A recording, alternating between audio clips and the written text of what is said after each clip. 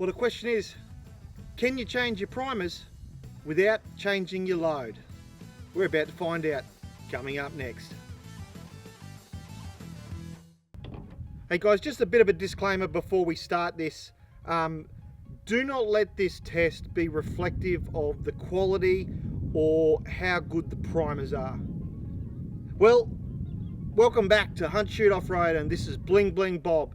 And today we're going to test what's going to happen if you, for example, run out of primers, you have to grab something else from the shop, you don't have time to do a load development. What will be the outcome out the other end of the barrel on paper? Now, I'm not talking about if you're precision shooting. Your precision shooting, forget it. Go and do your load development and do it again. This is talking about for varmint hunting, just regular hunting, and what's going to be the outcome of sending these things down range. Now, as I mentioned, don't let this be a determination of what's the best primer. I by no means would have any reflection of the results of this as to the quality of the primer. At the end of the day, you need to do a load development that's specifically for the powder weight that you're using and the primer that you're using, and that's going to be the best results. I'm sure that the worst result down there, if I did a load development with the same powder, worked out what the optimum powder charge for that primer is, I would have a completely different outcome. So please do not think that just because I got a really good result with one primer here means that that's the primer you should use, because that's not true.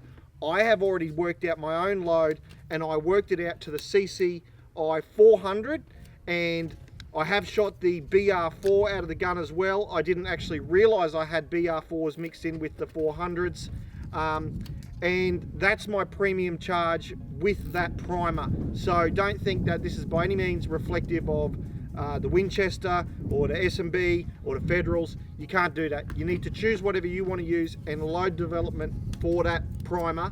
But this is more of a what if I have to change primers in a, urgently, it's an emergency, I can't do anything else, what will happen? Well, this is the results.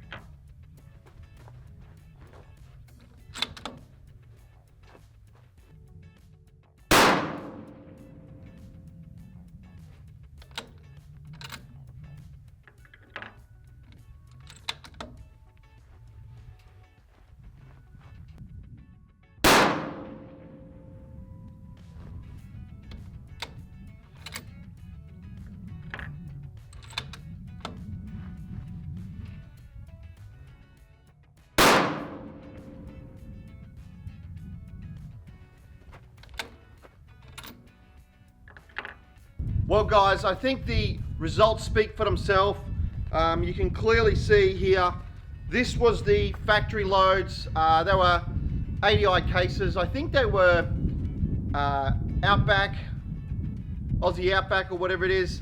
They're a 69 grain hollow point, and that's what the gun was sighted in for. So even though I'd done my load development, I hadn't had an opportunity to go and resight the gun in. And you can see here the federal grouping, and you can see here as well the CCI 400.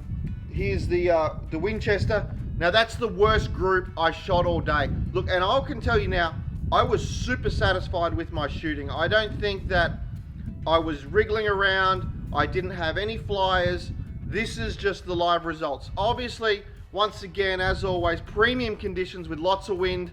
That's the way I like to do things. And really good group here from the S&B primers. And also here the CCI 400, not so good. And that is the load that that's the primer that my load development was for. So it just shows you what extreme conditions can really do for you. And then because there was a tumbleweed, or I think it was galvanized burr in the way, I had to shoot over here. And so this was the CCI BR4, and there you go, not too bad. So what's surprising, I guess, is that the Federal Premium actually had the best results today. And that's really interesting, given that it's not sighted in for this, the load wasn't developed for these, but works really well with my firearm. So now what I can say is you look at all these results, and the one thing that I will say is there's not really much change to the point of impact. You can see they're all off to the bottom right. They're about an inch low, inch to the right, almost in every single scenario.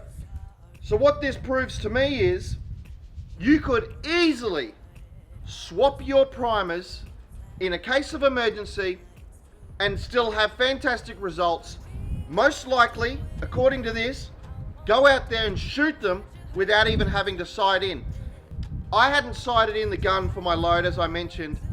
I had to load the Winchester primers. That's all I had.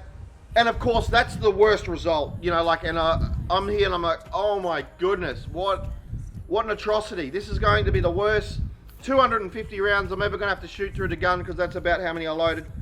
And I decided, move the crosshairs, just went up 4 clicks, left 4 clicks, and that's my group of 5. Now that's like nearly as good as these Federal Premiums were. Didn't even wait for it to cool down, nothing, just backed it up straight away again. Bang, bang, bang, bang, bang. Like, that's like really good. I'm super happy with the results. I'm not going to bother unloading those projectiles and get the powder out or anything like that. I'm just going to shoot them all. That's fine. I don't have any flattened primers or anything like that. But look, what I will say is, I think this is really evident of why you need to do a really stable load development. Because if you get that stability, you got a bit of leeway, you know, whether you throw a little bit more powder or a little less powder, you will make sure you're still banging on, you know. So that's the same with the primers. So because I got that little bit of leeway in the load, that maybe because one of the primers is a bit hotter or one is a bit colder, it's still going to shoot fine because I'm in that mad stable ground of that load development. And I will tell you now, I took the time to weigh every single grain of powder that went into all of these cartridges. They're all 25.1 because that's what my load development was, and I'm not suggesting it's the perfect load for you, by no means. You need to work out your own load development. But I made sure every single one was spot on, 25.1 grains, loaded every single case, all ADI cases, all to the same specs, and all I did was change the primer. So I didn't put them through the powder thrower, I actually trickled them up. So, but that shows you what happens if you have a really good stable load. I mean, this isn't the best shooting. This is the worst conditions. You can probably hear the wind. I can see the microphone blowing all over the place. That's what you're gonna get. That's what you can expect. So, guys, make sure you do your load development. Find yourself the most stable load, and if you need to change your primers, it's evident You can change your primers. However, I would recommend you do another load development if you do choose to change your primers permanently. Okay guys, make sure if you like the video, hit that subscribe button in the middle here, and then I think it's the bottom right hand corner of your window.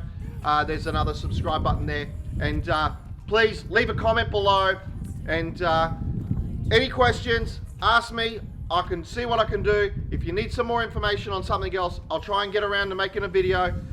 Really having a good time doing this.